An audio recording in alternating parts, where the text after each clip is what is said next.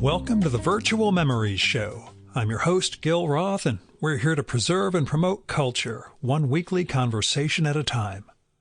You can subscribe to the Virtual Memories Show through iTunes, Spotify, YouTube, Google Play, and a whole bunch of other venues.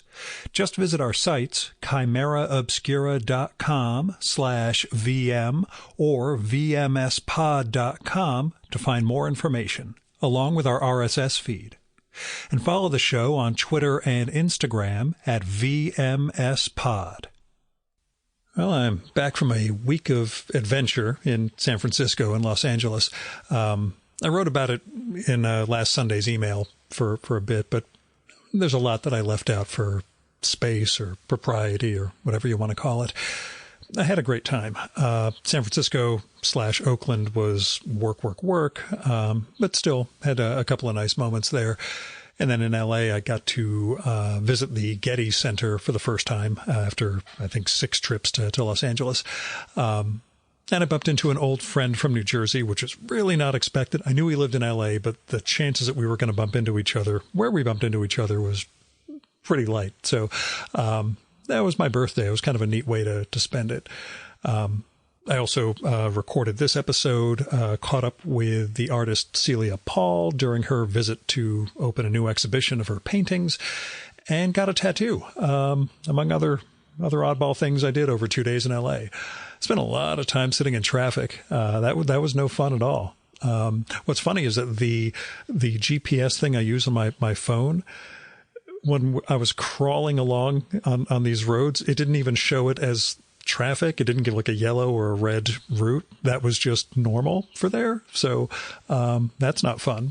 But still, I do plan on getting back to LA this June, I hope, either before or after a big biotech conference in San Diego. So, basically so I can get in more podcasts, continue to work on my secret art project. If necessary, get this tattoo cleaned up by Graham Chaffee, the guy who laid it on me last Friday. But anyway, I'll fill you in on all that stuff. For now, I am back in New Jersey, and there is snow to shovel off the driveway and the front steps here. So let's dive into this week's episode. So my guest this time is Sammy Harkham, cartoonist, editor, and author of the new-ish graphic novel Blood of the Virgin from Pantheon. This one actually came out last spring, but I really wanted to record with Sammy in person, so I kind of held off on pitching him until I had an LA visit. Then, coincidentally, publicist at Pantheon reached out to ask about the book, and I said, as a matter of fact, I'm going to be in LA. Let's get this together. So we did. Blood of the Virgin. It is a 300-page comic, graphic novel centered on a production at an exploitation movie studio in the 1970s in LA. And it centers on a screenwriter named Seymour who gets in over his head trying to direct a movie. At the same time, he's trying to function as a father and cope with the dynamics of his extended Iraqi Jewish family. There's a lot going on in Seymour's life. And Sammy tells the story of Seymour's professional and personal disintegration beautifully, but soon the book kind of shifts focus and starts telling us other stories that start building out this greater history of Hollywood, of family, of how none of us are just who and where we are, if you get me. These other stories start showing resonances, not intended as direct one-to-one parallels of things, but really start filling in this greater world that Seymour and his family live in. And Sammy does this in a visual style that, he perfectly captures the 70s LA milieu with some detours into other times and places. While his pacing, the action and dialogue are just utterly natural and just sweep the reader along. There's no I don't understand what I'm looking at. There's no, oh my God, the scene won't end. It really just captivates you over 300 pages. So Blood of the Virgin it's an ambitious book, which it ought to be since it took Sammy 14 years to complete it. But I was impressed not just by the artwork and the storytelling, but by the worldview that's integrated into it, and the sense of what it's like to live and to strive for something that's that might just be out of reach, and it might be in your very nature never to be able to get this thing that you want. Of course, maybe that's just the middle-aged man in me. If I'd read this 15 years ago, I might have a different response. But anyway, it is a heck of an achievement. So go read Blood of the Virgin by Sammy Harkham, out now from Pantheon. Now, as caveats go, we recorded outside for reasons, which led to all sorts of background noise that I tried to clean up. There were some workmen in the house taking care of some stuff. You can hear them a couple of points during this, especially about half an hour in. There's some equipment they're using, and clunk, clunk, clunks. I adjusted the level, so it's a little rusty for the first few minutes, but cleans up after that. Also, we took a momentary break to let his dog Felix out to join us in the backyard, and I'll note when that happens. Oh, and one thing, when I contrast Chester Brown's Yummy Fur with Joe Matt's Peep Show comics, all I meant was that if you were a comics neophyte, Joe's visual style was much more likely to draw you in. It wasn't anything about the content or, implying anything about the quality of either one's comics, but Joe just had the style that would just grab you instantly if you knew nothing about comics. Anyway, that's just me hemming and hawing. Here's Sammy's bio. Sammy Harkham is an award-winning cartoonist and editor, born and raised in Los Angeles. He studied at the California Institute of the Arts and the Mayanot Institute in Jerusalem, where he created the highly regarded comics anthology Kramer's Ergot. His ongoing comics series, Crickets, started in 2006. His first collection of short comic stories, Everything Together, won the 2012 Los Angeles Times Book Prize for Best Graphic Novel. His work has been published in various magazines, comic books, and zines. His graphic novel, Blood of the Virgin, was released in 2023. And now, the Virtual Memories conversation with Sammy Harkham.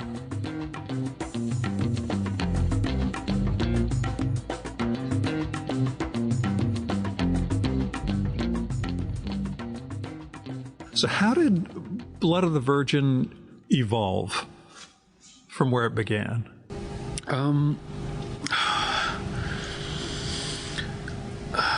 I was thinking about my parents as a sort of launching off point in some regard, because I noticed that when my father would talk about, coming to LA as an immigrant with his wife and a small child, his way of telling these stories, it was like all the positives of clawing his way up. He was in the schmatis business, like garment industry. So was my grandfather, but back in England. I think it's very common in the Jewish world. And wait, you're Jewish? Yes. Just kidding. And I noticed that, I would talk to him and sort of get his version of things, and I would talk to my mom a little bit and get her version of things, and I thought, there's some spark there. And then I was thinking about Los Angeles, and wanting to learn about Los Angeles, because so much of making comics is about learning about something. Mm-hmm. Or trying to understand the world, That's usually what draws me in and what keeps me engaged with something, is trying to understand it. And then I was thinking about those two elements, and then thinking about exploitation cinema, which at that point I was reading a lot about. And those three things together, not knowing thematically why those three things, but those three things together were sort of like bouncing in my head, and I didn't know what shape that would take. I was working on Kramer's Ergot 8, and for that issue of Kramer's, there was a 3-page limit. So my first thought was Blood of the Virgin is a 3-pager. So that's how I was initially thinking about it. And then the title, I had done a pinup for Alvin Buenaventura, and I done like a horror style pinup, and as a joke, I gave it this title, Blood of the Virgin. And so then once that came into it, that was sort of the fourth element, that title. That title I never really analyzed at all over the 14 years that I worked on the strip. But I kept, anytime I would be walking the dog or just thinking about this comic, I would constantly say the title, and it would sort of conjure up various things. And it was only till earlier, I guess last year now that we're in 2024, but it was only recently that someone pointed out, like, oh, that title, it refers to like 4 or 5 different aspects of the book, which I'd never, as a cartoonist or, as a writer, whatever, if you overthink those things, yeah, you're not thinking about those things. Yeah. But when the book was done, I basically spent a year processing, like, what was that book? Like, what was I doing for the last 14 years? So anyway, it was all those elements. And with each one of those sort of components, there were a million various strands that I felt like I could explore within that. When you say 14 years, obviously not 14 years, constant work, but how did you change? Oh my God. And what was it like looking back at the beginning of it as you were starting to put together a final version? Well, I always wanted it to be a novel. Yeah. I didn't want it to be like Cerebus, where it starts as one thing. No one wants something to be like Cerebus, okay? But that's a completely different story. I didn't want it to feel like a comic strip that just went on for a while and then ended. As much as I like, obviously, a lot of comic strips that feel open-ended and loose and can kind of move in various directions. Mm-hmm. One of the things that I was excited about in my mid-20s was thinking of the comic graphic novel as a novel. Yeah. And like to try to bring all that seriousness to a comic, and I was like, I would love to do that. I would love to try to make a novel. So as much as I might have changed over the 14 years, everything was always like, it still needed to work as a novel. I was never going to let it shift completely. Everything still needed to connect in the right way. And so I would say structurally, everything was in place from the beginning, partly because the story takes place around a film. So there was pre-production, production, post. So it was like, oh, there's a basic structure there already that you have to work within. And every time I was tackling a section of it, within that, I could either expand or contract ideas. Like in any given moment, something that was new, something that I would have only come up with recently, could either fit in or it didn't, But I would say that throughout this entire process, I was never hungry to go elsewhere. Mm-hmm. I was lucky with this strip in that every time I was stuck in a sequence, it was right where I wanted to be. It was right. It was always the right kind of content that I wanted to be dealing with. So, for example, there's a color just gonna chapter. Mention a couple of those breaks. And that chapter, it's like, it was 2 years to do those 24 pages where every panel relied on research, because the subtext of that whole story is to create a context for someone who doesn't know LA visually, so that when they jump back into the main story, they're like, oh, I saw that river. I know that spot. I'm getting a sense. I'm trying to create a visual, spatial context in the middle of the story for the reader who, let's say, has never been to Los Angeles. And then to jump from that, where it was so much research per panel, because so much of what is happening in that chapter is happening in the background, to then jump to the World War II thing, where I was like, it doesn't matter. I don't need to do an excessive amount of visual research, because we're really just focused on this woman and her child. We don't need everything to be insanely specific in terms of, teapots. Right. And things like that. Except for her incredibly distinctive nose, which perfectly identifies her in every panel. I had one moment, oh no, it's a nose. Okay, it's the person we're looking at. So, that's funny. That's all the visual language of comics that has to play. Yeah, I think when I was starting that chapter, I was looking at the Vigeland Sculpture Park in Oslo. And Vigilant had done like hundreds of sculptures, and I was very interested in that form. And then I was looking at Kath Kalowitz, and so when I got to that chapter, there was a whole bunch of things I was excited about that are at play in my mind that they don't need to be apparent to the reader, but it just means that whatever you're working on for that 6 months or that year or those years, there's things. So you're never like, oh, I'm stuck. I got to get this done so I could move on to this other comic or this other story. Yeah. Blood of the Virgin kept me fully fed through those 14 years. How autobiographical was it? Not in terms of autobiography elements, but you looking at pages now and knowing who you were in particular moments. I mean, I think like when you look at those Budapest 42, it's this is who Sammy was in that. I mean, time. I would say that I don't think I feel comfortable doing a scene unless it feels like there's multiple connections happening for me as the cartoonist. Yeah. You know, so visually I want a certain connection to the work. Emotionally, on any given page, I feel like I could be like, oh, that's a line. Someone insulted me with that phrase exactly. And that hat over there, that's what my grandfather used to wear. And like, oh, this panel reminds me of this Seth comic or this Johnny Ryan gag or whatever. Like, it only feels ready to be done when it feels alive in that way for me. Otherwise, I feel like I'm kind of faking it. Sure. You know?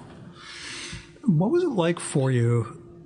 A lot of the work of yours that I'm familiar with is more folklore or fairy tale based and a sort of timelessness. Right. And this is something that's just immensely rooted in time and place. How different was that for you? Or was it necessary? Were the other pieces necessary as a balancing act to what you were doing here? Well, I think, like I mentioned earlier, like the ambition in my mid-20s when thinking of a novel, when thinking about something set in a specific time and place, I had never done anything like that. Partly why I think it took so long to do this comic was that I was learning how to do this sort of comic. You know, like I don't think I ever drew a car in a comic or even a desk. Like I hadn't done any of that. A lot of trees, a lot of people in the woods. But I hadn't. So it was definitely a steep learning curve. You know, and it was part of the ambition of it. I think, you know, if you love comics, if you love a medium, you want to contribute to it. You want to like throw into that river of literature. You know, in your own small way. It's a dialogue with that medium and that history of that medium. So, you know, it was one of those things where my eyes, as they say, are bigger than your stomach. You're like, I'm going to do this, you know, and your craft is always trying to catch up to your ambition. It's just the nature of it, you know, I think. And I just would claw my way to the finish line if I had to, meaning if I had to learn how to draw a car, if I had to learn how to draw a city street or whatever it was, even though I hadn't that experience, I was committed to it and was just going to do it, you know. Did you revise much art? Very little. Yeah. I don't think there's any actual redrawing. I might have adjusted some of the faces a little bit. It was mostly the second color, shading color that sort of runs through the whole book. Yeah. I felt like if I could tweak the first 50 pages, that would help unify it with the remainder. Like when I hadn't read the book at all until I finished it. Like I hadn't read chapter 1 since it came out in 2011. My memory is what I based everything off of.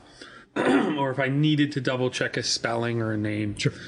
And I was surprised that it held up pretty well, you know, but it was mostly the first 50 pages where I felt like that needed the most sort of fluffing. Refinement. Yeah, see, I'm the word guy, see? But how'd your art change? What do you get better at or worse at? My problem is like I'm a very literal visual thinker. So I think as I draw more and more and more, I start realizing like drawing is line, drawing is design, drawing is shape, drawing is gesture. Ideas as gesture, you know? And that takes a long time. It's like a muscle. You just got to do it every day. And because drawing for me is so connected to writing, I'm not someone who can do jam comics or sits with a sketchbook and likes to just draw from life casually. So my relationship with drawing, it can be weeks, sometimes months, where I'm not really picking up a pencil properly, which is a problem. But I do find that, the more you're sort of developing that muscle, the farther you get away from thinking so literally, and you start thinking in terms of, like I just mentioned, line is design. Like the reader doesn't need a hand to look realistic. Yeah. It just needs to suggest something that sparks their own memory of a hand, So that literally can just be, having a flat line for the top of a thumb and then a curve for the underside of a thumb. And people go like, they can feel the drawing in that way. Tom Gault has come up in the past 2 episodes of the show. Sure. And he's a perfect example of someone who just knows the suggestion and knows what his strengths are and what not to kill himself trying to draw, and figured out this little bulb with a couple of sticks sticking out. People are going to get that's the hand. And it also feels right. Like that's the other thing. I think, there's the artist you want to be, and then there's the artist you are. And that goes and that's the same with writing as well. Like tonally, you can have an idea for a story that feels, like Henry James, but when you start to draw it, you're like, oh, this is Wodehouse. This is, Penelope Fitzgerald. If you're even thinking in references at that point. It's like the act of doing it, you sort of find your voice by just doing it. And you can't, as much as you want to be a certain kind of artist, you're at the mercy of just your own imagination and your own skill set, Where'd comics start for you? Where do they start? Where did comics begin for Sammy Harkham? Yeah. Oh, man. God, I had 2 older brothers, so I was looking at underground comics and Marvel comics in the mid-'80s, and all that stuff just looked very scary to me, And you were born late 70s? I was born 1980. Okay. So 84, 85, 86, it's kind of that... Reading Hupp as a 5-year-old would be kind of weird. I'll put it that way. Oh, man. All that stuff just was so confusing and scary. Like Von Bodie. Like, I didn't understand Cheech Wizard. Yeah. Looking at Crumb's comics. Like, you just think this is so depraved. But then at that time, also in superhero comics, it was in that Frank Miller sort of adult... darker, grim, gritty. Yeah, I'm putting that in air quotes. All that stuff, like Wolverine, Punisher, all this stuff was just very seemed very aggressive to me. So there was all that, and then there was the LA Times dailies, which I loved all that stuff too. Yeah, and then I was always intrigued by comics, and I was always making my own comics and drawing, and to me, at 10, 11, it just seemed like such an amazing medium because even though it wasn't put into words, the feeling was like you felt like you were getting a distinct personality. You were getting a deep dive into someone's mind through this work in a way that movies and TV didn't seem to have that. Mm-hmm. Even fiction felt different. There's something about a drawing that feels so personal, And even with the Marvel books I was reading as a kid, there was a sense of, they changed inkers for that one issue on John Byrne in the X-Men, and you knew because it didn't look like what it should look like, or when they changed the letterer, when Tom Warzakowski didn't finish an issue. Absolutely. All those things had this, what we later call the auteur, vibe for this stuff, but it was that sense of, it's an assembly line even in that world. Yeah, and but there was still personality that tied into it. By 91, 92, the start of Image, you have this idea of comics as an individual creative practice. So at 12 years old, you want to be Bart Sears, you want to be Mark Texiera, you want to be one of these guys that's doing an Image book. Now I look at that stuff and I'm just like, wow, it doesn't really hold up. Let's just say that. Yeah, I occasionally get pitched on superhero writers and artists, and it's like, I'm not sure we'd have as much to talk about, frankly. Right. I'm just a little, But there was something always that I loved about all that stuff. And I stuck with it. And then probably around 14, I discovered Peep Show. And then through Peep Show, I think that was the first stuff for me of the three of him, Seth, of Joe, Seth, and Chester. I think Peep Show was my entree also. Right. Back and in it's college. Such an enjoyable comic, and it's so easy to read, and it's such a great entryway into alternative comics. Yeah. Like if you handed somebody Yummy Fur right away. Maybe not. Just, the difficulty of translating that into your reading experience can be tougher, but yeah. Sure. Yeah. And I think 94, 95, I didn't get a sense that people's outputs were slow or that their life's work were so small. It just seemed like that section of the comic shop seemed incredibly robust. I try and tell people, who are, again, a Dan Clowes book comes out after a 7-year hiatus. I'm like, when I was in college, 8-Ball was coming out bi-monthly. Quarterly was a slowdown. These 32 pages or 24 pages of him and Seth and Bag and all these people. And it was like, because they were all under 30, 35 years old. Yeah, and they could make a living. Yeah. There was money to be made in single issues. Right. So if you could produce 3-4 issues a year and you were living cheaply, it was possible. And when you're that young, you usually don't have kids and everything else. It just turns into, at the time, worked really well. And then everybody got older, got mortgages, and it really changed. Yeah. But now I don't. It's like the lesson for me is like, just don't take any of it for granted. Yeah. If someone makes a good comic, don't assume there's going to be more.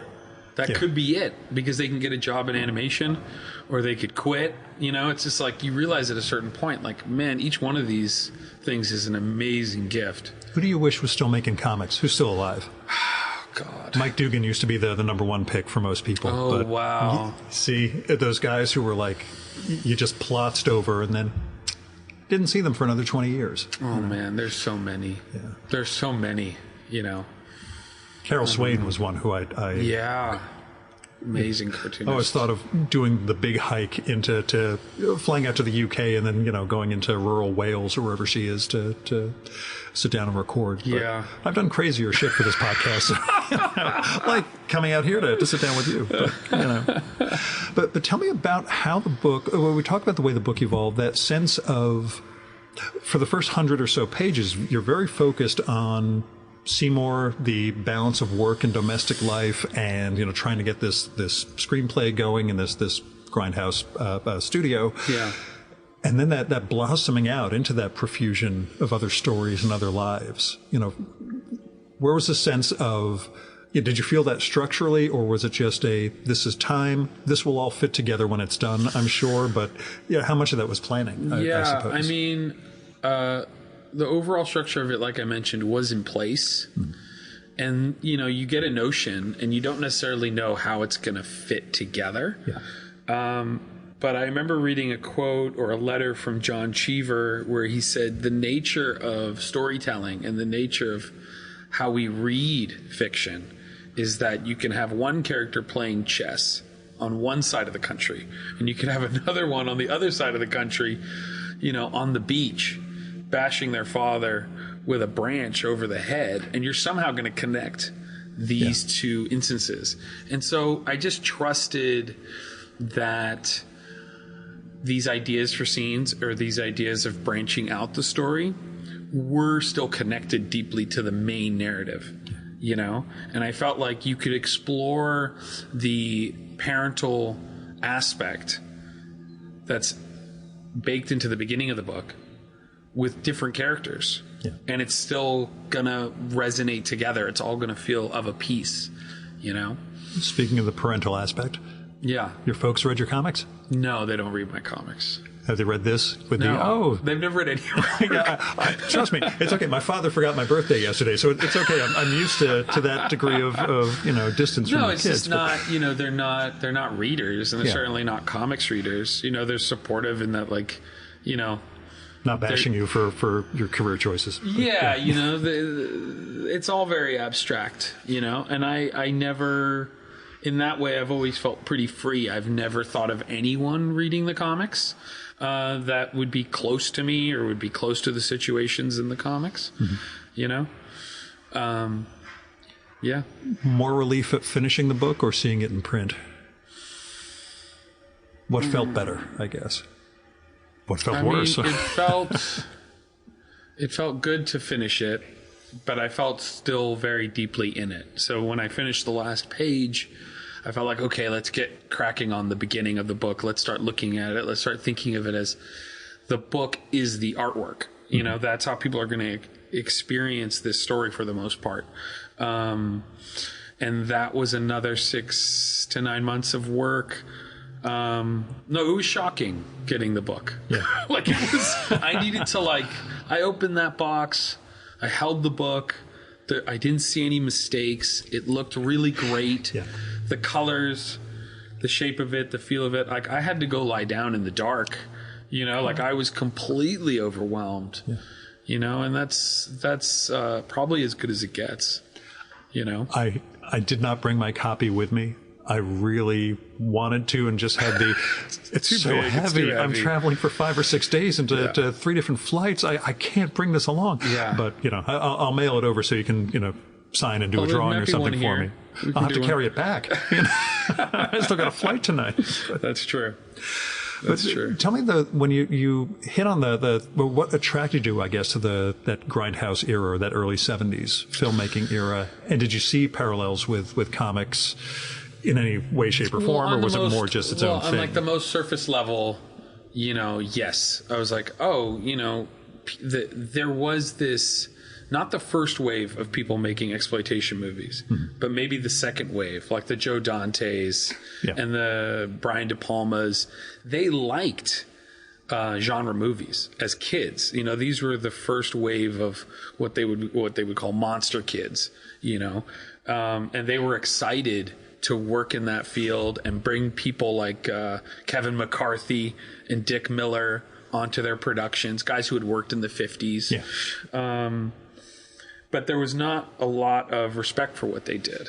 And so I was like, oh, it's kind of interesting. It'd be similar to comics in that way, you know. Using schlock as trying to work term. in a medium that nobody takes seriously, but you do, you know. And it was only through the process of working on the book you realize that, like, oh, part of the tension of it and why it really works is that all Seymour's strongest traits would be a benefit in most other situations. But in this world, they're all setbacks. You know, that he has such a strong sense of will, that he's so committed. Like, if he could just go with the flow from the beginning, it would be so much easier, and he could grow so much better in terms of his career and his output as a filmmaker. You know, and I thought that was interesting. So there's just an automatic tension there between this guy and his personality and this field that he thinks he loves, you know.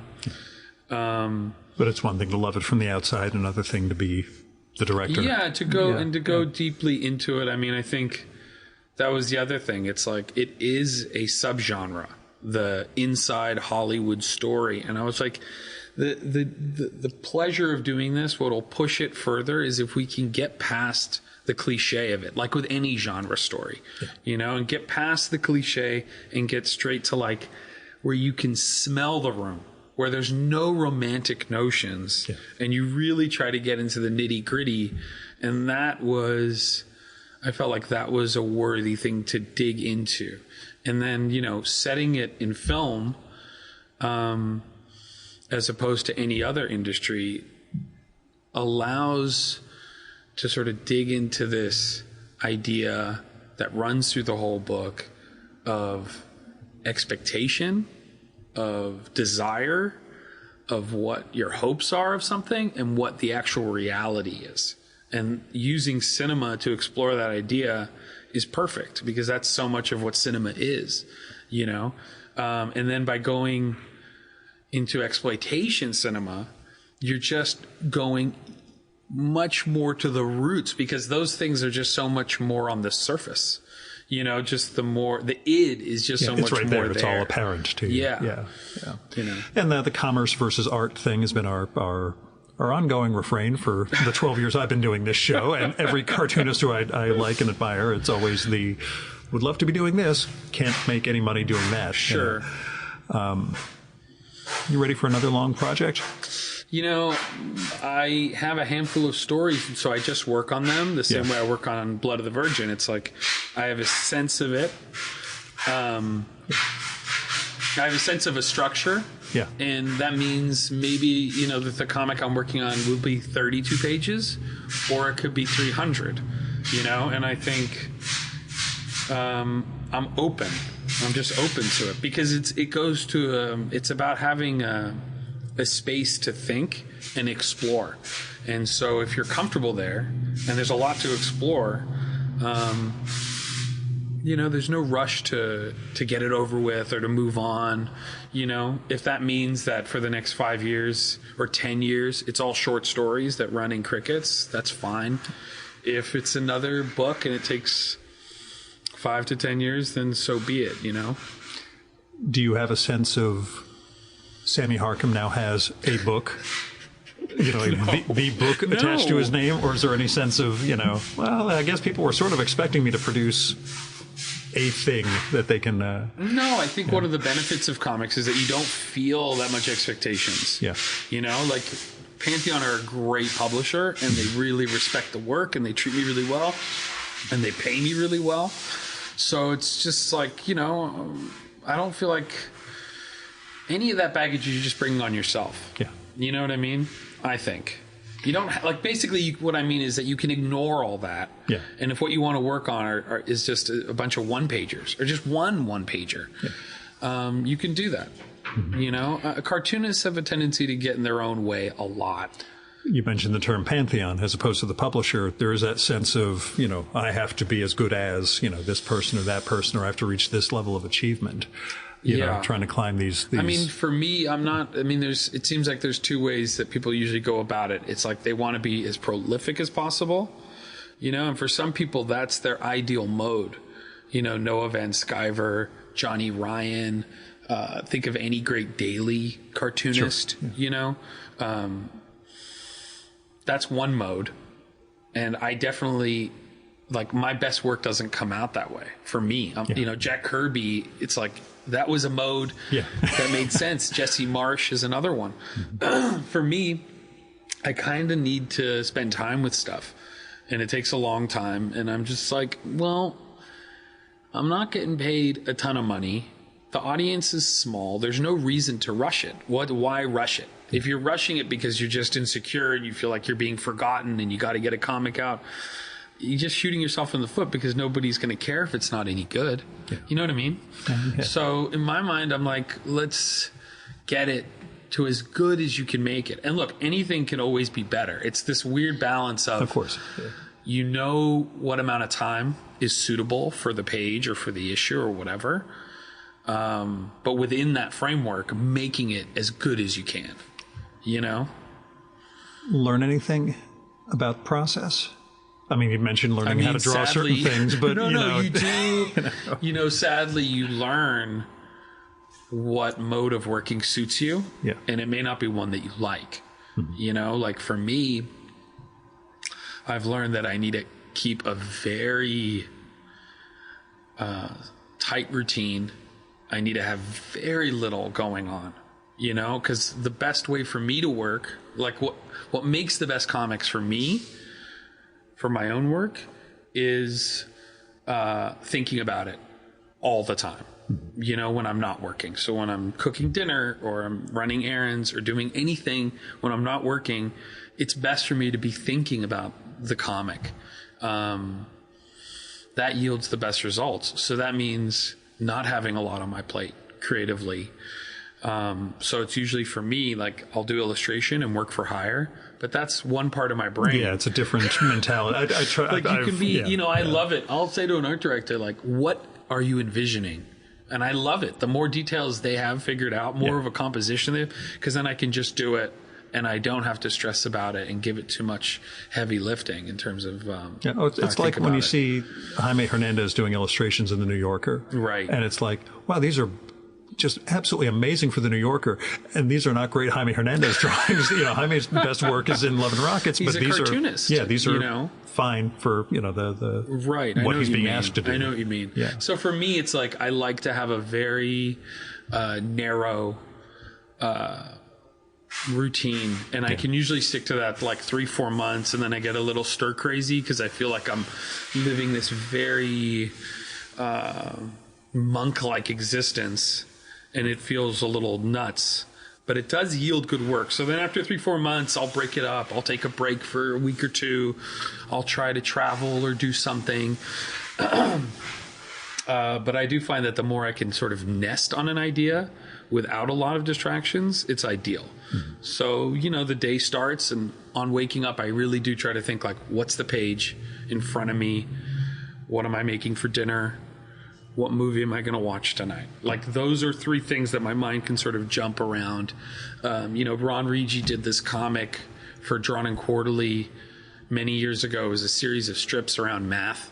And one of them is about a mathematician who spent like 20 years, or many years, I should say, trying to solve one math equation. And he talked about the mind is working even when you're actively doing something else. Yeah. And I really believe that, So that's the thinking in the shower thing also. I mean, not the only example of that, but yeah. But so like, it's not even actively thinking about Blood of the Virgin. It's doing other stuff, but just nothing creatively in terms of like writing other stories or drawing other comics, and that yields at least the kind of work that I get excited about, that I think is sort of working at the level that is exciting for me, and then when that's broken, it's hard to jump back into that, but draw on paper or tablet? Yeah, no, I'm drawing on paper. Yeah. Pen and ink. Tablet is used for some second color stuff sometimes. Clean up and stuff like that. But I try to do as much as I can on the individual pages, and I got into the habit of only scanning and doing the cleanup after finishing a sequence. Gotcha. Because there is a sense of satisfaction in like a page is done. Yeah. And so it's better to sort of finish a page and just jump right into another page of drawing. Because usually, even if I don't, I'm writing as I draw it and as I'm working on the scene. More ideas. I thought that was the case. You don't work from a script, right? I don't. Okay. I don't. So like I'll usually thumbnail and have notes for a scene. And in my mind, I have sort of the structure of the whole thing. But as I'm working on the scene, you'll thumbnail it out, and you'll be like, oh, that's pretty good. And then you'll be like, but the more you can sort of sit with it, the more you'll be like, would someone really do it? You start really thinking in the psychological dynamics of it, and then thinking in terms of it visually. So I feel like the constant re-thumbnailing and re-sketching is like doing rehearsal, where you're really finding the material by staging it, and other elements within the scene. You're like, oh, I can bring this in. If they're standing this way, it suggests this. So I find it to be a lot more dynamic than writing a script. As a micromanaging control freak, I have no idea what that would feel like, but but I guess it might be the difference between Ashkenazi and Sephardim. I just don't. Maybe I just find that like there's a lot of anxiety around it, because sometimes, like there's a whole chapter in Blood of the Virgin where they're in New Zealand, and I've had that basic idea for the chapter for years, but I hadn't written anything down, and it was only in the act of drawing it that I realized, oh my God, I really don't have a lot of this figured out at all. And it does feel very stressful to always feel like, man, I'm about to hit the wall. I'm going to fall so far on my face on this. But sadly, it does yield the best work for me. Yeah. If I tried to write a whole script and then thumbnail the whole thing, it's just each scene as a completed thing seems to be the best way to get to the next scene, but it is kind of stressful. Do you have other cartoonists who work the same way? I don't know. I don't know if you ever asked, am I the weird one here? Every cartoonist I know has a method that sounds absolutely insane to me. Yeah. You know, everyone's methods are ridiculous to everyone else, but they suit them, you know? It's just putting me in mind of Seth jumping out of a couple of different stylistic ruts he found himself in, to the point of just doing rubber stamp comics for a while. It's amazing. And, you know, but he's approaching art in a very different way than when he's done, and he's also done so many different kinds of comics. Yeah. You know, for me, I don't feel like I've mastered any kind of comic, or I don't think I've mastered a technique. So I still feel like I'm just trying to get great at that one thing. I'm still trying to do the same thing that I was trying to do when I started Blood of the Virgin. So I don't see that kind of need to switch it up so much. Sure. You know? Or build a city out of foam. Hey, he's the Renaissance man. He's a dynamo. You know, he's that sort of creative force. But yeah. You know. But what's LA mean for you? You know, it's an interesting thing, because it's when I'm not in LA that I realize what I like about this city. You know, I like how diverse it is. I like that it feels like a Latino city in many ways. And I love how expansive it is. I like how it can't be one thing. You know, you talk to various people who live in LA, and each one of them has an entirely different experience of living here. If they're up in the mountains or by the beach or in the city or what. A friend of mine, or one of my past guests and a friend of mine, put it that the bus drivers are the only ones who know LA. Because everybody else, it's a collection of neighborhoods, and they're the only ones who really... Well, what was it? Dorothy Parker said, it's not one city, it's 50 city, all under the same name. I think that's true.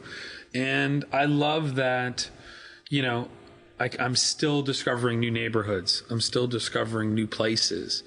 For research, I found out that the park that I walk every day, I walk my dog up into the hills. I found out that the first Jewish cemetery was built there in 1850. You know, and it's like, and then learning about all these various hospitals, and, you know, it's a great city. If you're interested in research and history, you can just sort of dig around. And history's recent enough. It's very recent. That there's going to be records, as opposed to about 400 years ago we used to do, you know, I should say the Western history of being here. The West, like the city itself. Yeah. And then, if you want to go back further to you know, when it was under Mexican rule, before that, when it was under the Spanish, before that, when it was native tribes, you know. So in that way, the city's very dynamic to me. Yeah. You know, if you're going to live in a big city, it's like you want a late night diner, you want a video store, you want, you know, donuts, a couple good bookstores, a good place to get a burrito. Like you want the things of a big city, you know, but at the same time, I feel like LA has these areas that feel completely cut off from urban life. Yeah. You know, and then you have every kind of spaz, weirdo, freak, pervert, which is really interesting too, because it pulls all these people in. I mean, you're in Jersey and New York, so it's a similar thing. But I live in the woods. You live in the woods. I live in isolation. So I go into New York, and it's like, okay. But that's what's great about it, because you go into the city, you can go to a great museum, you can have a great meal, you can do whatever, and then you can zip home, you know, and you can feel like, oh, it's there. Yeah. The city is there when I want it. There is a degree, though, I realized just on this trip, between San Francisco, LA, and here, and seeing a friend I grew up with as part of yesterday's bizarre meanderings, that time is really passing me by. I live in stasis out there. I mean, I come into cities, I see things, but the progress of what happens culturally, you don't get that from the internet. You really need to be around people where weird shit is going on. And that really came out to me in the last couple of days. I'm like, I'm basically, the world is passing me by out there, and I'm fine with it. No, I was going to say, it doesn't sound bad. Not especially. We're such victims of our time and place. I mean, of our that's need to be like, constantly. You know, I think Klaus really taps into that in Monica. Sure. It's like we really, but you know, it's something you feel living in the era of Trump, trying to read history, trying to like get a sense of the world.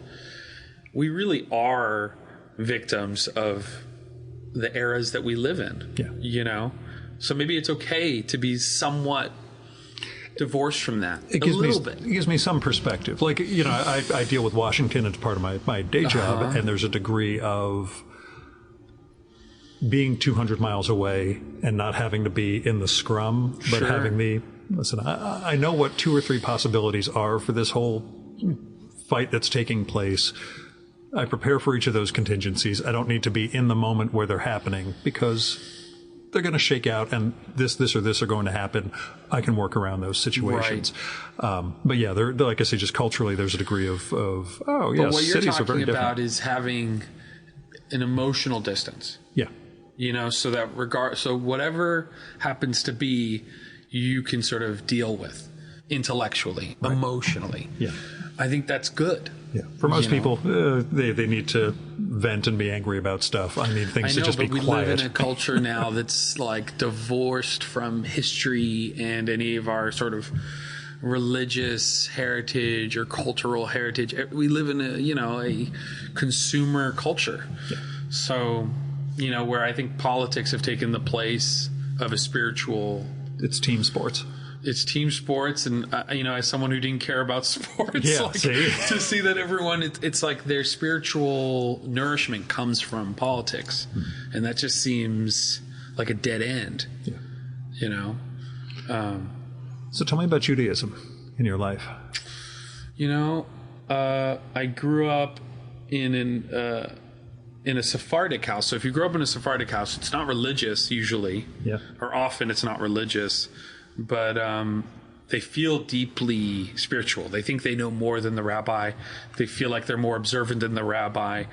They don't give much respect to the local rabbi. Like they're a world unto themselves. And in LA in the early 80s, there was a lot of immigrants from Iran and from Russia. And I went to a Jewish school, but it was full of kids from all over the world, and so there was this very interesting dynamic sort of mix economically and culturally, and I had, coming from a Sephardic household, I had my grandparents living with us. I always had lots of cousins. I come from I'm used to there being at least 15 people in the house at any given time. As a child, I would wake up, underneath coffee tables. You know what I mean? Because no one had put me to bed. And I'd fallen asleep under a desk, or I have distinct memories of the label on the underside of the coffee tables. I was raised by many people. And so to me, Judaism is a very pungent Middle Eastern thing, It's a crazy thing. It doesn't feel, it's a very much like an immigrant experience, right? But my mother's from New Zealand, and she converted. She never met a Jew till she met my father. So that was growing up, visiting her family. It was a whole other spectrum of sort of these were originally Scottish people who had moved to New Zealand. And that was a whole other culture, so I felt like I was sort of getting two very distinct worlds, and then I got interested in Judaism seriously as a teenager, learning with some Chabad guys. And then I realized that all the stuff I was reading with Carlos Castaneda, all the stuff that I was interested in with drugs and whatever philosophy or spirituality that you sort of just get from the culture that you're sort of digging into had a lot of its roots or similarities in Judaism. Particularly Kabbalah and mystical stuff Judaism? That would be considered Kabbalah, but Hasidus, which is just bringing Kabbalah down to the common man, has a lot of the same ideas. And Judaism is a funny religion in that, I guess because there really aren't that many Jews in the world, it's people actually don't know the philosophies. They don't know, so much of it's just been sort of, it bleeds out in secular Judaism, right? These sensibilities or these perspectives and stuff. So as a teenager, I got into it. I've always liked rigid systems. I've always liked, observant Judaism is just a structure to how to live your day so that you're mindful and you're present. And maybe the thing that I'm most interested in these days isn't that far removed from that, because concentration is the number one thing that I'm always trying to attain, right? To be a good cartoonist, to be a good creative thinker, like, you need concentration, you need a certain amount of diligence. And like, observant Judaism is like, you wake up, you wash your hands 3 times. Right. You say a bracha right when you wake up. You use the bathroom, you come out of the bathroom, you say a bracha for thanking God that your body is working. Then you go to the mikvah and you dip, and then you go to shul and you learn a little bit of Torah, and then you daven, and then you learn something maybe after davening, and then you start your day. So it's trying to create this like bird's eye view of life as you're living it. But it's not that different than like when I hear about people microdosing, or when I hear about people reading like a saying a day, or like whatever your thing is. It's just a mode. For me, over time, I philosophically, I still fully am on board, but I stopped being less observant once I started having kids, just because I felt like, wow, I don't need to create all these intense structures around my life, because having children, these responsibilities now, and to connect it to Blood of the Virgin, like, I think that first chapter is very much me trying to deal with feeling completely hemmed in as a father, and as a husband. Just being like, man, how have I found myself down this one lane, whereas a year ago it felt like there were so many possible directions I could go in. Suddenly you don't realize when you get married and have kids, like, oh no, you're now narrowing your options in a lot of ways, and you have to grow with that. You have to, roll with it. So I became less observant in my 20s, in my mid 20s, late 20s. But I still think it's great. Oh, I think your dog needs to come out. My dog is jumping in the window and whining. Yeah, so here's where I got up and let Sammy's dog Felix out to join us. But yeah, becoming less observant is less observant, but I know because of the Judaism, because of this, the Torah that I've learned, the stuff that I've learned, the people I've learned with, I know that being observant is all dependent on where you want to be. Yeah. And like whatever your struggles or where the work needs to be that you need to focus on, sometimes that doesn't mean Shabbat or keeping kosher or whatever it is. And I would say, I think right around when having kids, and also just realizing I just didn't want to be, I didn't want to be an advocate or a member or a sort of representative of any group. I don't like that idea. Yeah. It's bad enough when I hashtag thing podcasters of Instagram. I already feel like, but I'm not really one of them. It's not that. It's just like, I remember in 2010, there was a big expose on sexual abuse in the Catholic Church in Baltimore, or maybe it was the state of Maryland.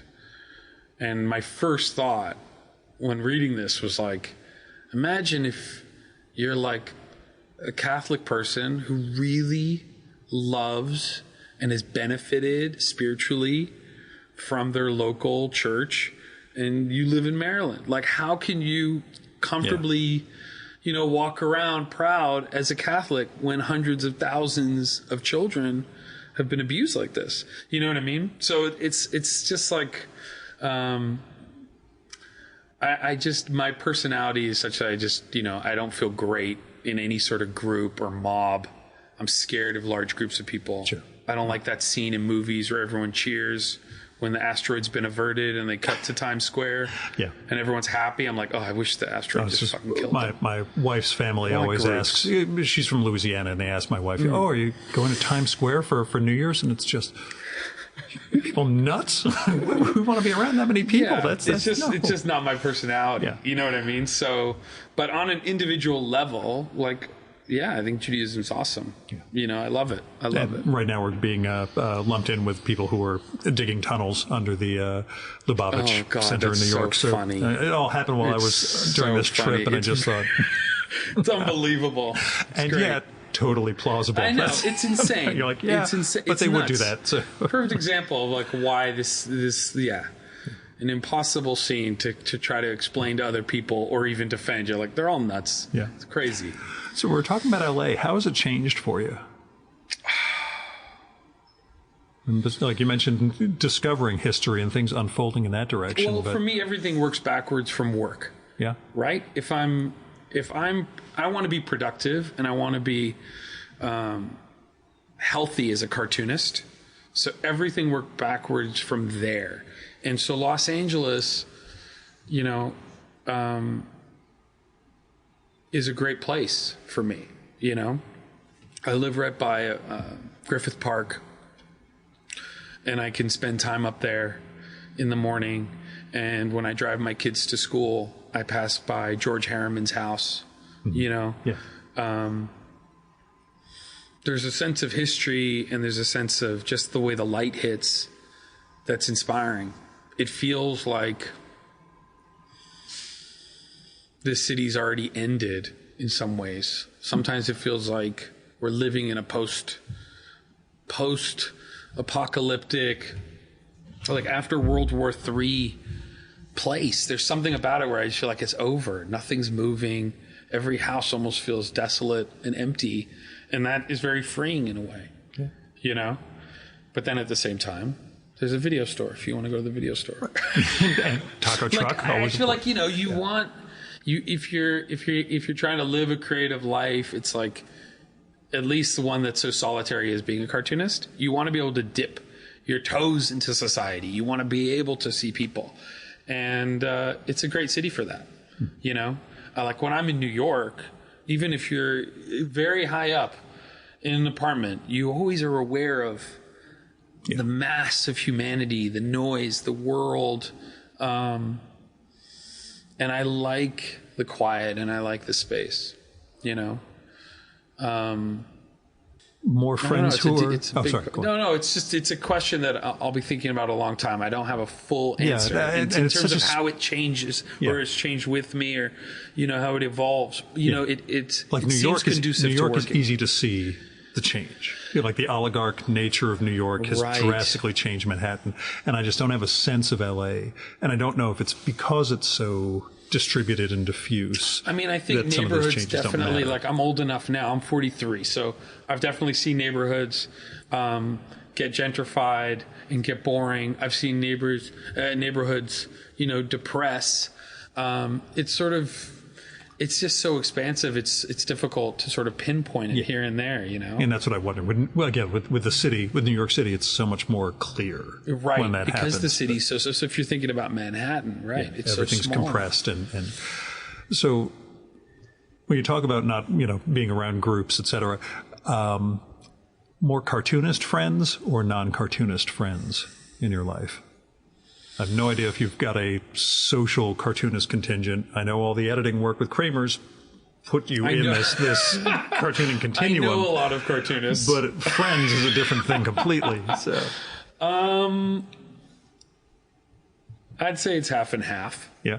You know, I mean, the cartoonists that I'm friends with, I'm so grateful for because they're all amazing cartoonists. And it's great to be able to, you know, have those conversations with cartoonists that you can't have with anyone else. Sure. Yeah. You know?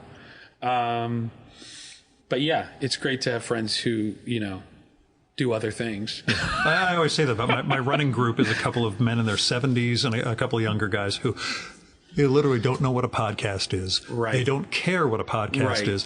I don't have to perform and do the Gill thing. It's just running. Totally. We talk I know about, what you mean. I mean, I have a group of friends that barely look at my work. Mm-hmm. So it's an entirely different relationship. They don't read comics. They, you know, whatever they know about comics, they kind of hear from me, but they don't even hear about it much from me. So I can tell, like, yeah, there's definitely a benefit to both. But yeah, no, I love cartoonists. Yeah. I mean, the ones I'm friends with, I think, are amazing. Yeah. They're incredible. They're all so nuts, but they're all interesting, you know, because it's a medium that attracts very particular kind of people, you know. Peculiar is very close to particular. but okay, it's fine. I mean, no, because it's not like you can say they all share these particular traits. They're all different. Yeah. But, like, you know, if you look at someone like Jaime or his brother Gilbert, I'm closer to Jaime because he's more local and we hang out, you know. But to look at someone like Gilbert Hernandez, look at the commitment they've brought to their life's work, to their daily life and how they work, the sort of principles and values that they have as artists is so incredibly inspiring, you know? And so these are the people that I definitely look up to, you know? Love these people. New issue of Crickets? If whatever I'm working on is short enough, and if it's long, I realized I was thinking about this the other day. Some comics feel like they should be serialized. Other things you're like, I just want it as a book. Yeah. Like just as a reader. So as much as I love single issues, I think that is the inspiration for me still is single issues. I love single issue comic books. You kept putting them out like a champion of this form when everybody else had the... But I love them. We've got to go do a book now. Oh, man. Yeah. I love a comic book. Yeah. And it's still... When I think about working and when I feel uninspired, when I think of making a comic book with a cover and a back cover, inside cover, maybe letters if there's any that are good enough as content... I get excited. You know, I still think that's like the greatest object. You know, I love it as a form. But you're at the mercy of your ideas. Yeah. And so, I was thinking it would be great to do an issue of Crickets, but this thing I'm working on might be longer. And then if it's longer, I have to think, do I want to serialize it? And then you think, you got to be willing to take the bruises of releasing something in serialized form. And then that becomes a question of if you're in a place to take that. Yeah. You know what I mean? Because if you don't want to talk about it, if you're like, this is all too sensitive and delicate, and I don't want people commenting on it, and I don't want to share it in both the positive and the negative. Yeah. I don't want that feedback changing what I was planning on doing. Or you just don't want to even know that it's out there. You don't want to think about... excuse me. I think Chester Brown was saying, like, he just didn't want to do the prep in between issues for paying for it. Yeah. To do it as a series. Because that was my first question for him. The agony I go through on a weekly fucking basis to record the intro to these. Oh, God. It's because everything's done. Gil just has to write a little script, do an intro, and I will. It's by Saturday or Sunday the editing is done, and I still have to sit Tuesday morning. It's like, okay, I got to knock out the intro so I can get this show up before lunchtime on Tuesday. Right. And it's just and one of those. And you realize those deadlines are totally absolutely arbitrary. There's no need for anyone to be doing this. You know, I was reading. Kevin Huizinga gave me a great tip when I was on the last 6 months of Blood of the Virgin. He suggested John Steinbeck's diary, which is the diary he kept while writing Grapes of Wrath. And you're reading this diary, and he is adamant about keeping his deadlines. And you're reading, and you're like, why is he torturing himself about his deadlines? Nobody's it's not a publisher doing this to him. No one's doing this. This is all self-perpetuated anxiety and tension.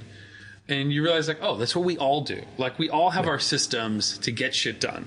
You know, so your thing for Tuesday at noon, it's like... It's got to be out. The show's got to get done. I was sitting in a hotel room in San Francisco on Tuesday with, last meeting ended kind of early. Let me get back to Oakland and sit down and record an intro on my portable set instead of the nice, home setup I have, and put out an episode because technically it's still Tuesday here. So, it's... in my case, there's no economics tied to it. I don't think it's worth beating ourselves up over these things. I think it's about like, these are the systems that make you. Right. And, it's like Joe Matt recently passed away. He was a friend of mine. He lived a couple blocks away from me. And, it's like so many of the conversations have been like, oh, why couldn't he just draw a comic in a sketchbook? Why couldn't he just draw comics with a pencil? And you're like, all the things that made him a supreme pain in the ass were also the same things that made him such a great cartoonist. Yeah. Like, these things they're linked together in a way that you can't just pull one strand out. It's more like the cartoon thing of pulling the strand in the sweater, and the whole thing is unravel.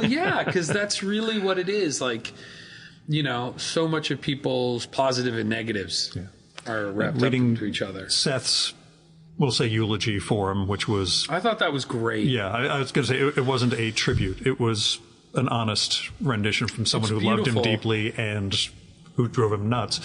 But yeah, everything about the art that Joe made and how that was not a, he can just do this and this. It was, no, he really had to keep working to get that 1 foot right each time. And he was a very interesting cartoonist, maybe the only cartoonist I've ever heard who worked this way, in that writing was easy, penciling was easy, it was inking that was difficult. Yeah. Whereas most cartoonists, it's the first stages that are difficult. They love to just blast. Most of them tell me they listen to my show while they're inking. Right. That's their thing. I can turn my brain off and just listen to your show and take care of the ink. So that's So he was really unique in that way, And other ways, but which we're just going to leave as it is. No, I mean, absolutely. So the big question I always hit everybody with, and you've listened to a couple of shows by now, so you should have known it was coming. What are you reading? Right now, I'm reading Louise Buñuel's autobiography, which, after Blood of the Virgin, I kind of have an aversion to reading any Hollywood or movie-making stuff. But I've been watching all Buñuel's movies, and, they're knocking me out. I can't believe these movies. Mm-hmm. I'm watching his Mexican films. So just looking around online, I found excerpts from the autobiography, and everything I was reading was about growing up in Spain in these small villages. And because he was born in 1900, movies don't even factor in for a long time of his early life, And so that's an amazing book that I've been reading. I'm reading... Alternately, is there anything that's knocked you out in the past couple of months that you've been, holy crap, you have to read this? I mean, the things that come to mind are like Blue Flower, Penelope Fitzgerald. Have you read that? No, never read any Fitzgerald beyond... she's the bookshop, right?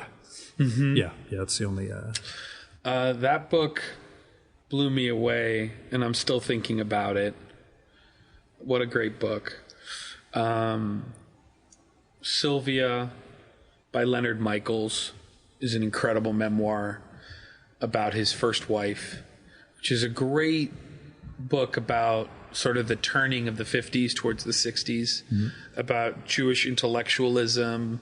It's also just a great husband-wife psychodrama. Yeah. Because they're a young married couple in New York in the early 60s. And it's an interesting memoir because you can tell he's coming to it with questions. He doesn't have the answers. Yeah. He's processing. This book is a book of he's trying to process it. And that reminds me, I've been reading a lot of Emmanuel Carrère. I don't know if you've read any of him, but I read Yoga first, and then I read his first nonfiction book. Yoga is one that came out last year in English. So then I was really intrigued by that book, because that book has a connection to comics, and that has a lot. The plot, I mean, it's a memoir, but it hinges a little bit on the attack at the Charlie Hebdo offices in Paris. So reading that, and that made me read his first nonfiction book called The Adversary, which was great. And then I'm so slowly sort of reading his work, and it's interesting, the French sensibility. It's like the way they deal with anxiety is very different. You know, as Dash Shaw said to me once, he's like, they look like us, but they're nothing like us. You know, there's just the brain, that European mind is just different. It's just different. So I enjoy sort of digging into that. I'm reading a book about the history of Malibu. Very boring, but, you know. I won't ask why, because you're not supposed to jinx anything you're working on. My only request is going to be, make it less than 14 years. So, you know, we can get together. I mean, we'll get together nice. Anyway, but, you know. It'd be nice. Like I said, I would love, I mean, if the next couple of years were just various short stories that let me jump into different times and places, that would be wonderful. You know, if it's not, I'm committed. Otherwise, you know, Blood of the Virgin, Dayenu, you know, at least we got this, and that's, it's something. But I'd be completely fine with that being the one novel. Yeah. And just doing short stories after that, you know? But I don't feel like I'm in control of that. It's not up to me. It's like you get psyched on a notion, and then you're like, this notion is expanding out. Or the notion's done. It's done. In 6 months, you have an issue of Crickets, and you did that one story about that one character, and you can move on. Or it's the kind of story where you're like, oh no, there's more. And you just, it's not even expanding the plot. It's just to tell within the scenes, they just start growing. Yeah. You know? I should have asked early on about this. We're already past the hour mark, but whatever. Okay. Woodring and the unifactor. I mean, to him, everything you're saying, you know, sounds like what Jim has sort of externalized as the thing through which he's the thing through which the unifactor is telling stories. And the one time he really tried to push back against that, yes, he and it were that was unhappy. An interesting. I remember that conversation that you had with him. It was very interesting. Well, my question to him when I heard this was like, why did you stop listening? You know, because one of the things, you know, at the very beginning of this conversation, one of the things we were talking about was routine and modes of working. And I find that when you're really tapped in to a system and you've left yourself open, and for me, like I mentioned, it's having very little on my plate creatively, except the comic that I'm working on, is that the world starts giving you ideas. Yeah. The world around you starts filling in what you need. And you become you really do become an antenna and being very present. And you do feel like the universe is helping you solve these problems of whatever scene you're working on. And I don't mean it even in an airy-fairy way. I mean, like, you like tangibly get what you need when you step outside. So when Jim talks about the unifactor, I get it. And I also understand that it's connected to his Hindu practice, right? I think. As far as I know. I think so, because he's done some comics where that's become a little bit more explicit. Yeah. But why would he stop listening to it? Yeah. That's the question. And, you know, there's been things that Woodring has said in the past where I see him trying to distance himself from his career as a cartoonist. Where, you know, he'll say things like, oh, I never grew up wanting to be a cartoonist. I never grew up thinking I had any distinct love for this medium. I consider myself, and I was like, what's interesting. And then reading the Fantagraphics We Told You So book, you know, I never realized that Jim might feel less than Clowes or less than Peter Bagg. As a reader in the mid-90s, all those guys and girls were just incredible as a world, you know, but I never thought to think like, oh, Hate might sell better than Jim or Frank, or that it might be an issue for some readers that there aren't words. To me, they were all like amazing and they were all equal in that way, you know? And so for him to distrust that, his innate mode of working, is interesting. You know, he's someone who I kind of like. His graphic novels are absolutely amazing, but his single issues are just works of art. Oh, God. Yeah. Right? Yeah, I've gotten rid of a lot of comics from my younger days. I've held on to every one of the Frank comics and everything those else. It's great. Just, starting with the Tundra covers, one. He would do those paintings, and then he would offer, He'd offer products like you could buy a paintbrush made from his own hair. Yeah. He would draw you based on like, what was it? You'd tell him like a dream. Yeah. He would draw a portrait. Like those, I never ever sent him any money as a teenager, but I certainly should have. He's one of those guys I look at. He's amazing. You know, when we talk about pantheons again, he's amazing. that is someone I put in, like, I know ranking is terrible, and whoever I say is, you know, it's slighting somebody else, but I put him as one of the top 5 cartoonists I've ever read. Wow. I put him. I mean, well, this is at a the certain thing. level. It's like if I'm thinking about Manhog skinning his own leg and spray painting it silver to it look like a trophy. Yeah. If I'm thinking about that all the time, 25, 30 years later, then he wins. Yeah. You know what I mean? Like at that point, you're like, wow, this person has taken hold of my brain in such a strong way that, you know, whether you're aware of it or not, they have loomed incredibly large. You know, I was recently rereading one of his Jim strips, and I realized like maybe he's the only guy who really does horror, like truly existential terror. Yeah. And he'll do it in like the way he'll draw a face. Like it's incredible. it's when we talk about the id being right out there with exploitation cinema and all that. Yeah. That's what Jim is doing, I think, taps not just subconscious, but something beyond what we consider. In the mid-90s, like, you know, you'd get this at the comic book store and you're like, no one's talking about this. Yeah. Like, yeah, and that's part of my thing. Like these are some of those amazing comics, and they're just kind of... And the voice is so strong. Yeah. It's so incredibly strong. And, you know, the pursuit at that time, every interview in the Comics Journal with one of these great cartoonists was, I'd love to not be in the humor section. You know, it's like, but then you realize like that was just this very special moment where you had like a dozen to 24 incredibly idiosyncratic cartoonists with very strong craft. So they could draw, they drew vividly, they relied on their own sensibilities, their own minds in such a strong way, you know, and they all had a sense of humor too. So it's like this, like all this stuff that like it felt connected to old comics because it was using that idiom, you know, but it felt incredibly personal in a way that you just didn't see in other art forms, or at least different. I mean, obviously there's fiction, there's prose, but I don't know. It's like you were saying with the bridging. You know, like you had the exploitation directors who were the bridge from the previous generation of this stuff. You get these guys who had those sensibilities, or I interviewed Paul Mavridis many years ago, and Tom Spurgeon had described him as the one-man bridge from the undergrounds to the next wave. He's like, he happened to be the one guy who had been reading all those and came in as like the younger guy working with him, and then opens up the door. You know, beyond that, you get another full generation coming afterwards. What was he doing? What was that bridge? What was he doing in the later part of his career? Oh, just that Mavridis early on was like the first guy to enter underground comics because he was reading underground comics. Wow.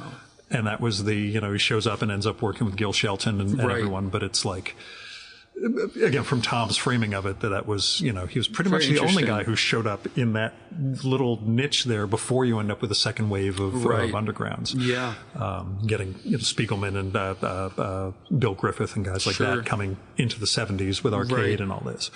But it's a lot of stuff is just accidents of birth. I mean, for me, 1971, so college years are late 80s, early 90s, and that's, I tell the story of my first week at college buying a superhero comic, and one of the guys on my floor was like, "Don't read that, dude. Read this comic. It's Love and Rockets." And it was, it just blew my brain. Yeah, because at a certain point, you're reading superhero comics by rote. Yeah. You're just collecting them and reading them, and you're not even on board. It's just boring. Yeah. So it's your brain is totally prepared for Love and Rockets or whatever it is. Yeah. In that case, it was just open the door. Do you from remember there what issue that was? The first issue I ever bought was the one that I think it was Beto's cover. It was a chicken on the cover, and it was a Flies on the Ceiling episode. Great and I asked Jaime years later, "Got any pages from that?" No, they were all stolen when we were in Europe once. My God. Yeah, that killed me. I was just like, because there are things I would have overspent on, and a page from that particular story. Incredible stuff. And that to me was like my first real exposure to Jaime, and that was a very different form of storytelling than a lot of the rest of L&R. That's true. But, and it was the beginning of Poison River by Beto also. Which, by the way, I recently reread Poison River, and I was like, I don't know if anyone was writing a novel-length graphic novel at that time that's anything like that. Right. That is so incredible. And right after Human Diastrophism, or Blood of Palomar, however you want to call it. It's just these incredible achievements. Amazing, and I'm like, I don't understand why Poison River just doesn't exist as its own graphic novel that's part of that pantheon of great novels, because this is before with Jimmy Corrigan. This is before Clowes starts doing more serious work. And I'm like, I don't know if anyone's doing anything like this. And it's the scope of it is unbelievable, and it's aggressive. And I could see why it would be difficult to be serialized. And, Beto has talked about how much the readers hated that story. Yeah. But as a book... Yeah, once you finally get 120, 140 pages, and it's... incredible. And then he redid that story as Maria M., a recent graphic novel. And that's also an amazing telling of that material, where he sort of goes even deeper in a lot of the same themes and ideas, just working off the same plot structure. I don't know. Yeah. Unbelievable. We're going to keep nerding out after this, but Sammy, thanks so much for coming on, man. My pleasure. I've been looking forward to this. I did not want to do a remote with you. I really wanted to sit down in person, so I'm glad we got to... I got to contort my business week and spend my birthday on my own just so we could sit down and do this. I really appreciate it. Thank you.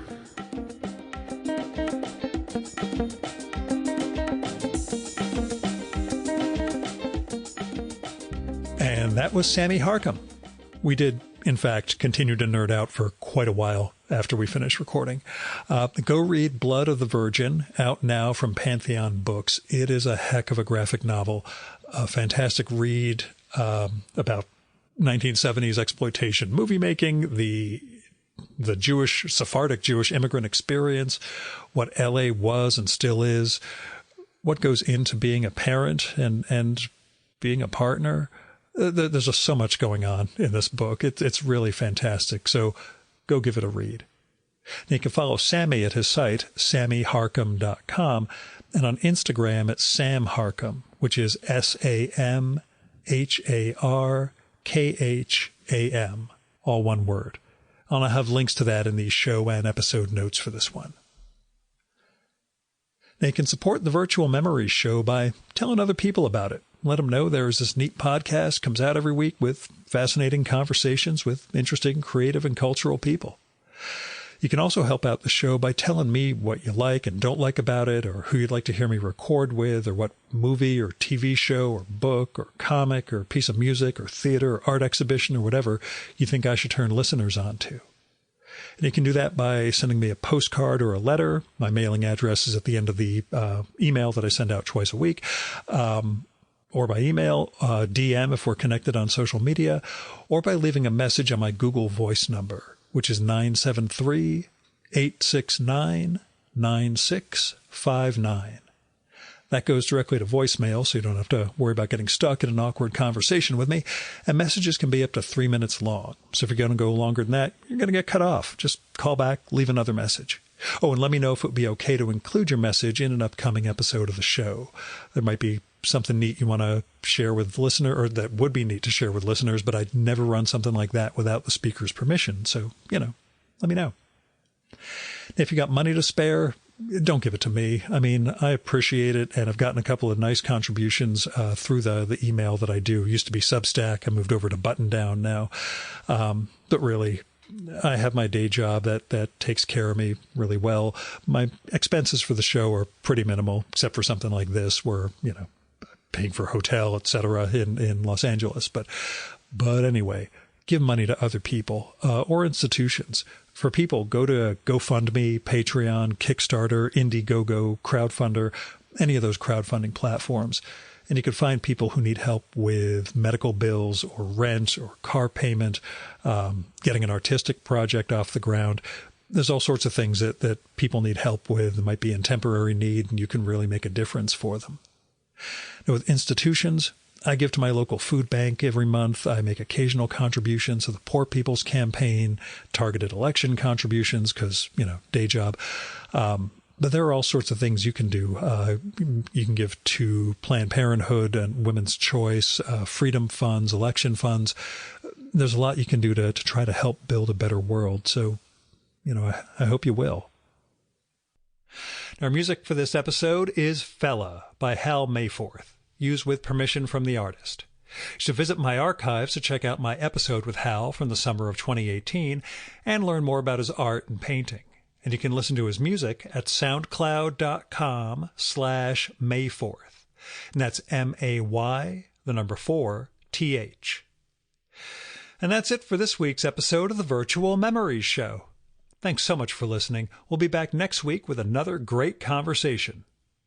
You can subscribe to the Virtual Memories Show and download past episodes at the iTunes Store. You can also find all our episodes and get on our email list at either of our websites, vmspod.com or chimeraobscura.com/VM. You can also follow the Virtual Memories Show on Twitter and Instagram at vmspod, at virtualmemoriespodcast.tumblr.com, and on YouTube, Spotify, and TuneIn.com by searching for Virtual Memories Show. And if you like this podcast, please tell your pals, talk it up on social media, and go to iTunes, look up the Virtual Memories Show, and leave a rating and maybe a review for us. It all goes to helping us build a bigger audience. Now, you've been listening to the Virtual Memories Show. I'm your host, Gil Roth. Keep reading, keep making art, and keep the conversation going.